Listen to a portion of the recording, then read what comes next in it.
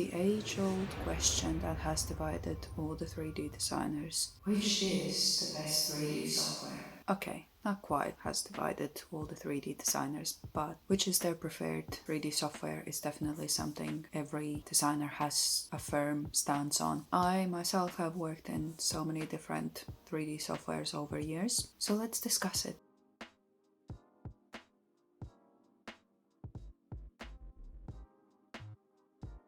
In this video I will be discussing just two of them, Blender and Cinema 4D. The reason is because they are quite similar in the way you are modeling in those softwares. And also I have been in a close relationship with both of these softwares over the last half a year.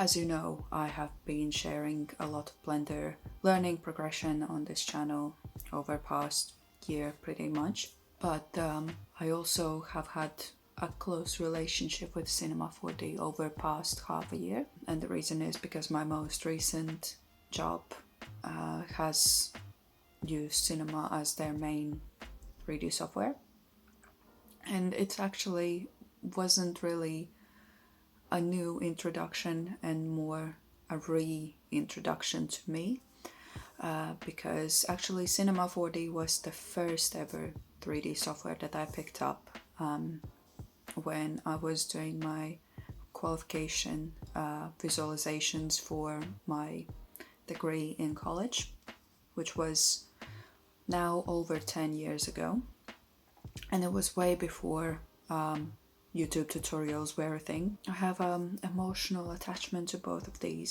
softwares. That aside, I want to discuss the reasons why one could be better than other software. To give an even playing field for both of the programs, I have divided 4 very surface level categories that I want to discuss, and those are user interface, navigation, performance, and community.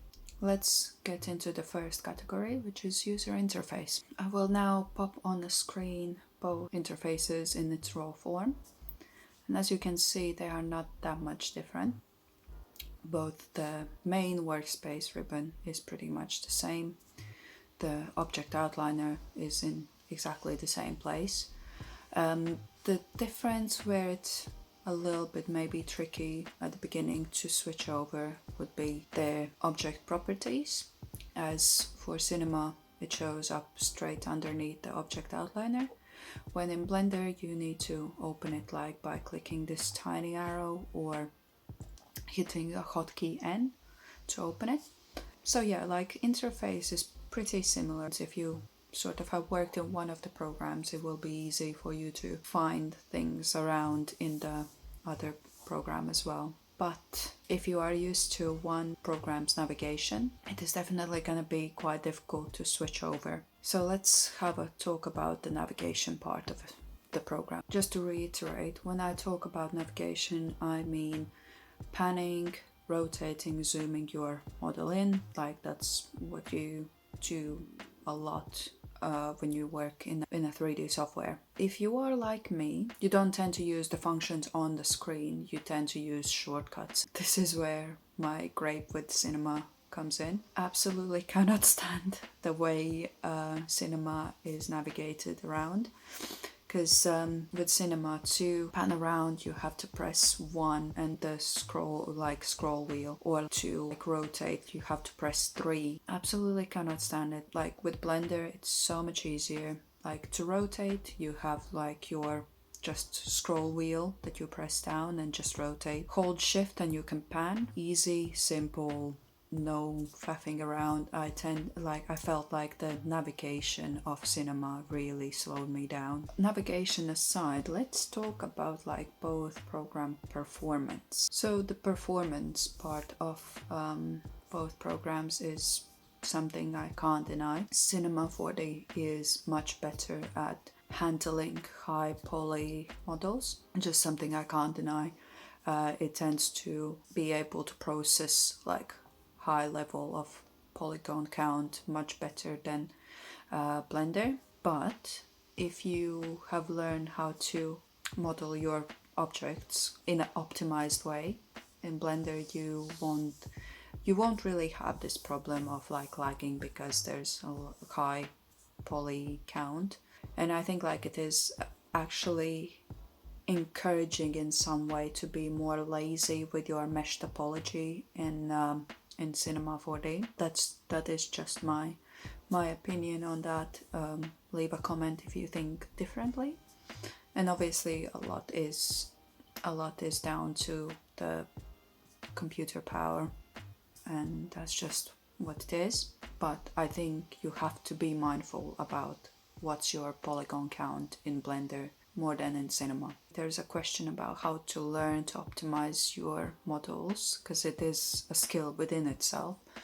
And this actually leads me to the next category, which is community on both softwares. I think community is the part that really sets apart both programs, and wholeheartedly I love Blender community. It is so great. I can learn so quickly on pretty much everything in Blender. Lovely community here on YouTube and on other platforms. I can't really say the same about Cinema 4D. When I say that, I tried out the Cineversity, which is as a part of Cinema 4D like package. Just before I started my work in agency, I was given access to Cinema to play around, to start just basically reminding myself how to use it. Now I'll come back on accessing point slightly later. Yeah, I was quite disappointed in terms of how little beginner-friendly videos are there. Specifically, I mean like very comprehensive beginners tutorials. I can't praise it enough. I think there is nothing more comprehensive that I have come across for beginners than donut tutorials for Blender. That really gave me a good introduction in how nice the community is. Another thing talking about the community is that I find die-hard Cinema 4D fans, like those who are using it on a daily basis, tend to slag off Blender quite a lot, and it is mainly because of the pricing, or the lack of, I would say, because as we know, Blender is a free software, and that's another thing that I love about it, how accessible it is to everyone who wants to learn 3D as their potential career, as their just hobby, or whatever you would like it to be for you. With Cinema, if you are a beginner, it is very, very expensive. In my opinion, it is £74 per month, and if you are a beginner, like, I don't think like that is reasonable to afford.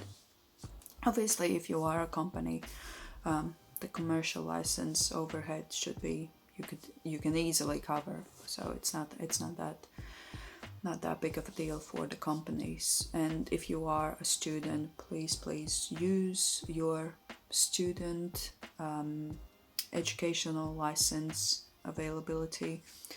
In a conclusion, this is just my broad thoughts about it. I didn't go much into detail about like the technical aspects, only about the performance part, but there's much more we can discuss if you want. If you want me to compare certain things between both softwares, let me know in the comments. Leave a floppy disk emoji in the comments if you stay till the end. And thank you for watching. Please leave thumbs up.